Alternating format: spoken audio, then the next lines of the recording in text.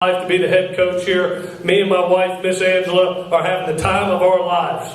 Being able to raise 18 to 21-year-olds 110 at a time. It's one of the reasons all my hair is gone and it's all gray and getting grayer by the day. But we're having a wonderful time with it. To have the opportunity to win a Rose Bowl, to have the opportunity to win a Pac-12 championship was very nice.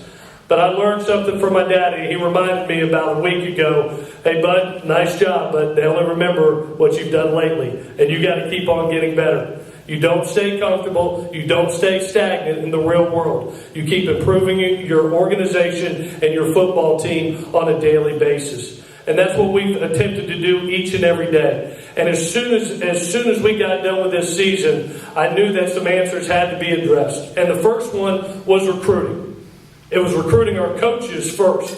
And it was so important to be able to keep Clancy Pendergast, T. Martin, John Baxter, to keep our coordinators and to keep our staff together. Because when you talk about 18 to 21-year-olds, consistency and stability are the key. When they know the expectations, when they know the system, when they know the terminology, they play faster, they play better. That's why you see us grow throughout the season. That's why you have seen us grow with the number of wins each and every year. So to be able to keep our coordinators for the third straight year was really, really important.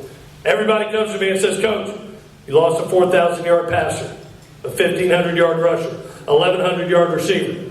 That's good. We got some good ones coming too. Some really good ones, and we addressed it in recruiting.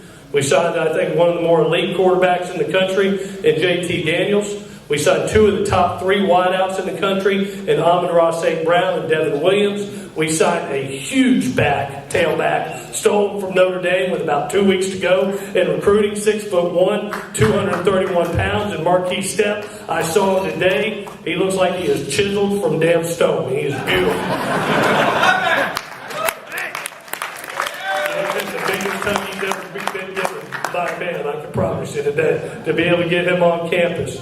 Then we went defensively, and you saw everybody ask me, Coach, why'd you sign all those linebackers? We got plenty of linebackers. Why'd you sign all those DBs? Well, it wasn't for this year. You always have to project to the future. And when you talk about the names, Cam Smith being gone, a John Houston possibly being gone in the draft after his junior year, a Porter Gustin being gone, we had to reestablish our defensive front. And to be able to go out and get Palie Giotti, the top linebacker in the country, Big Solomon right out of modern day, edge players like Kanai Moaga, Malik McLean, Elijah Winston, tremendous edge rushers.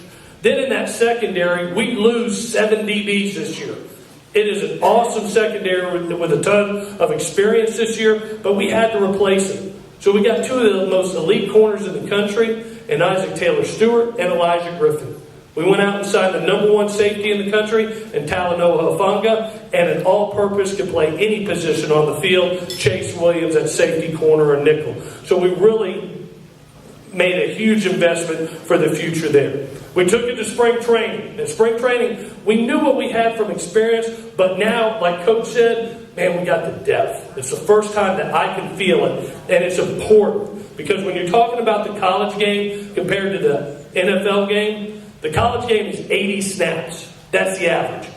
The NFL game is 53 snaps. Thus, you can play with one string all the way through. In college, you have to be able to play multiple players to be able to stay fresh through the fourth quarter. So we had to raise up some young kids and be able to train them. And I thought between our leadership of our older players and our coaching staff and the development that we did in spring, you're going to get to see a lot of kids play this fall and be a team that all of a sudden you look out and can go in waves.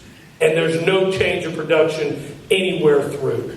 Tremendous spring for us. We just got done in May. One of my favorite things in life, the Rose Bowl was really cool.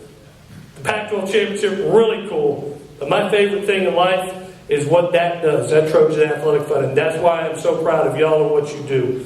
That Trojan Athletic Fund supplies us not only our scholarship, but our academic services. A $2 million budgeted program that consists of over 21 full-time staff members and over 100 tutors. And in my 9 years here, and this, I can't believe I blinked, this is my 9th season here, I've seen what it's done for our student athletes. And I got to stand on a stage just like this May, and I watched 30 football players walk across stage, and I got to put the tassels on them. and watch them not only know they're going to be successful on the field, but more importantly, when football is over, that they're going to be successful off the field. What was really cool out of the 30, go ahead, you can clap, my brother. What was really cool out of the 30, 12 of them are on next year's team. They still have a year of eligibility left. 3 of them will have their masters by December, and every one of our seniors, everyone currently on our team is on progress to be able to graduate before we go to the first playoff game in December. They will already have their degree, and you'll see their graduate patch on their jersey. So when you see them, pat them on the butt, give them a hug, and tell them congrats.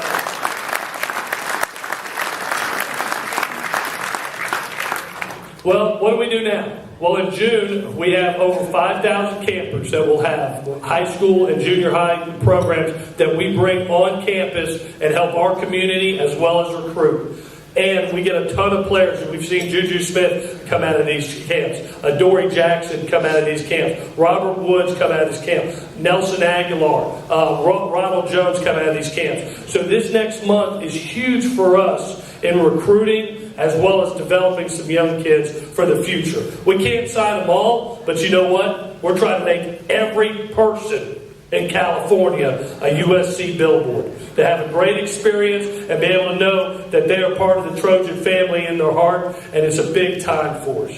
In July, I'm going to go take a nap for about a week. I'm going to go recruit my wife. I'm going to go recruit my children. I'm going to get my batteries energized right now. I'm a little relaxed right now, you can see, but I'll get my energy back ready for training camp. All right? I'll be ready to go for the fall, and then we get started August the 2nd. We report to camp, and we're going to have a great season. Imagine this, 9 Pac-12 games. We get to go to Texas, to Stanford, and we get to bring Notre Dame to the Coliseum. How cool is that? Now here's where I need a favor, okay? I'm going to have my hard hat on. I need you to put your hard hat on. There's going to be a little construction, but that's okay. We don't got to go to the Coliseum. We get to go to the Coliseum. Right? That's right. And I'm going to tell you what. I'll say this. She's a beautiful thing. Every time I walk down, every time I'm walking down that tunnel, I say 11 national championships. The most draft picks in the history of the game. The greatest players to ever play college football and pro football. The ghosts of that place are legendary. And when you walk in there, you represent that place. And our players know that. That's the accomplishment that Coach was talking about. That's what we're most proud of. And to be honest with you, we don't do it without y'all. I can promise you, when I walk down the tunnel and I see the other team, and you ever seen the deer in the headlights? When you look at the other team and their eyes are that big because of you and that stadium being filled and that electrifying atmosphere, it's over. So please, not only you come, but bring a friend. It's going to be a tremendous season. We're going to continue to have a lot of fun in that stadium. Well, before I go, I know we got some questions. As hard as you want, as easy as you want, go ahead and fire away. Give me some. Yes, ma'am. So thanks for Coach Drevno back. Yes. He's very tough, and I like that kind of mentality. What can we expect different from our O-line? Sam felt like he was pressing and scrambling. Yeah, it was as you know, I'm a brutally honest guy, and I'm an O-line coach's son. So not only was I hearing about it from everybody, but my worst critic's my dad. So I was getting calls at 6 a.m. You know, 2 years ago, we led our league in fewest number of sacks, 12. We were middle of the pack this year. We had dropped almost 30. And one of the reasons was we had got real young real fast.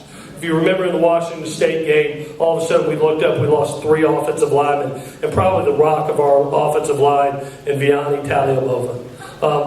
It's a blessing in disguise. You know, we went through some growing pains, but what it allowed us to do is to play in Austin Jackson and Andrew Voorhees, to grow up in Clayton Johnston, to get those guys reps and experience. We invested in 3 other guys that we redshirted, in Elijah Vera Tucker, Brett Nealon, and Jalen McKenzie. And you're going to see more depth, and they are huge people. And they're getting even bigger with this class. So one of the things that we're trying to do as a staff is we expect to win the Pac-12 championship every year. The recruiting that we are doing is to build for the competing for a national championship when we have to step outside the league. When we have to go play in Alabama, Ohio State, Georgia, whoever it might be. So you're going to see the size increase. You saw it increase in Brandon Peely at nose tackle, 343 pounds right now. You're going to see it increase as an offensive line across the board this year. You'll have all 300 pound plus. It's a great question. Thank you. We do a lot of down the field lateral passes. Do you think there's any value in what Peyton Manning does, more than 5-10 yard cross patterns, screen passes, usually the middle of the field to our advantage? Do you think it's a little bit better to maybe do more of that? Yeah, a lot of our passing game, if you look at us last year, we set the all-time passing record for USC football. It's the first time a quarterback has ever thrown over 4,000 yards.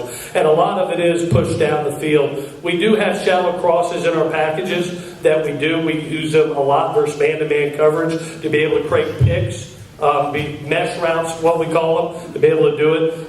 It's something that is a huge part of our package. Sometimes based on coverages, if we're seeing a lot of cover 3, to teach everybody football, that's one eye safety, 2 guys in the flat, but it's zone coverage, so when you go on a crossing route, you may pass one, but there's another one going there. They're going to be there. So when we see, if you look up and you say, man, this is a man coverage team, we better be running crossing routes, or come down and tap me on the shoulder and remind me. That's a great question. We do have them in the package, though. Yes, sir. You talk about your quarterback talent. I've not had that question any time this spring. That's unbelievable. Obviously, when you have a Sam Darnold, I've been associated with 3 really good quarterbacks since I've been here. Matt Barkley, Cody Kessler, and Sam Darnold, and got to coach them all.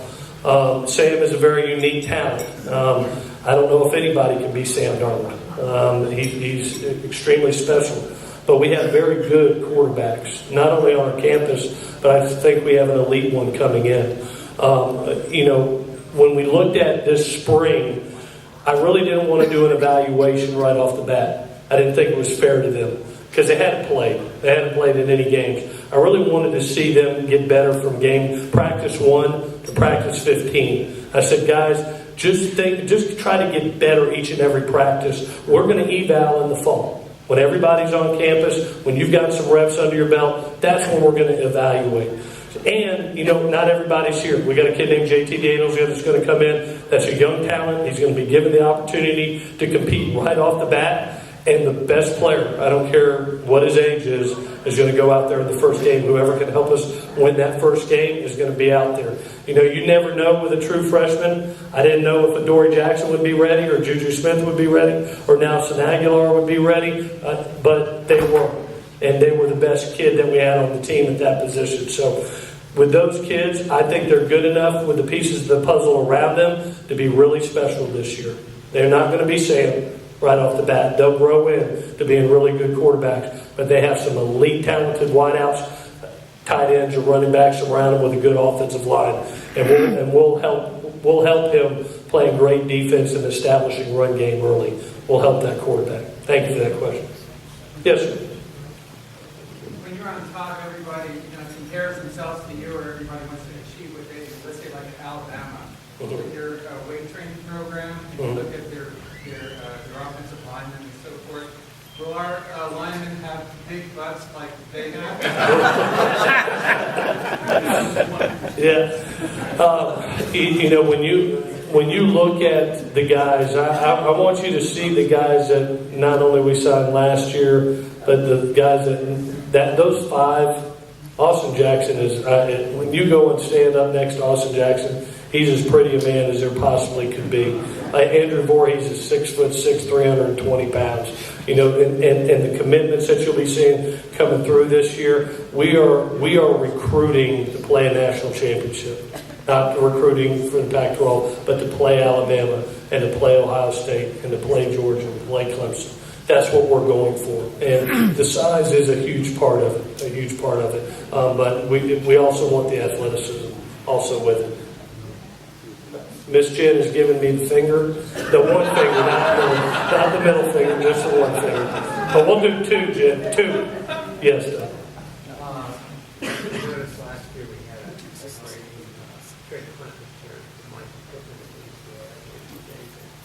But it seemed like during the year that our kickoff returns and punt returns weren't that productive.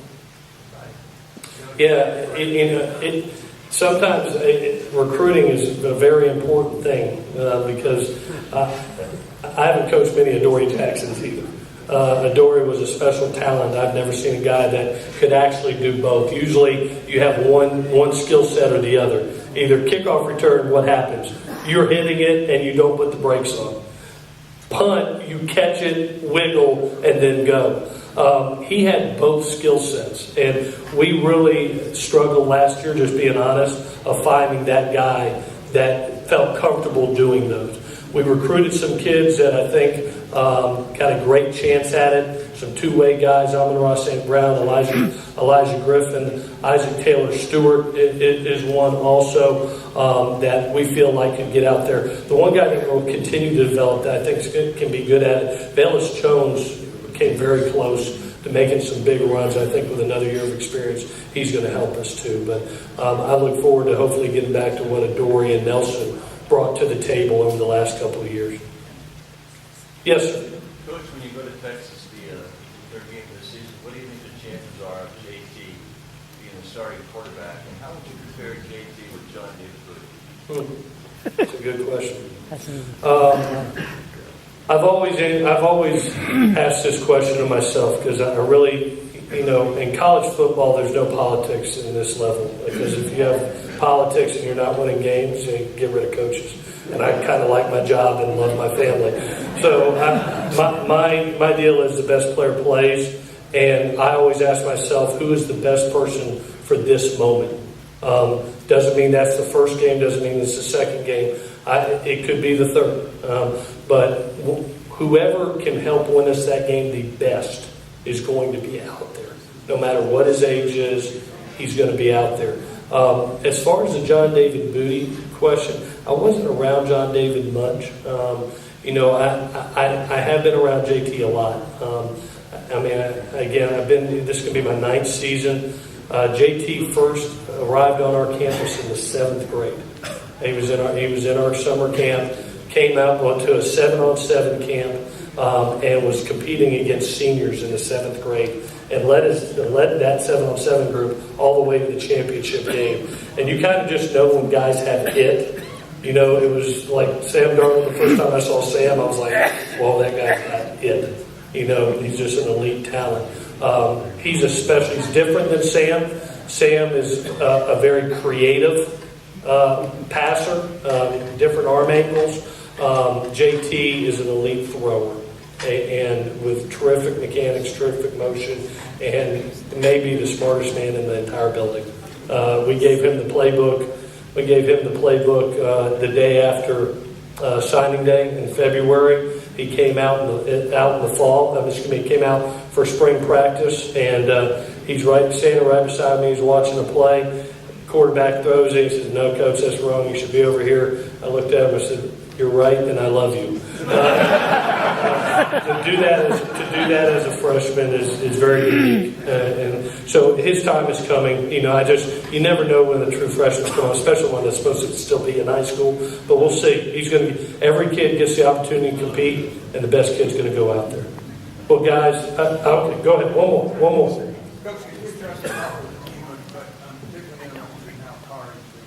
Yeah, Stephen is doing. The health of the team was really good. We had no season-ending injuries coming out of spring football, which was huge.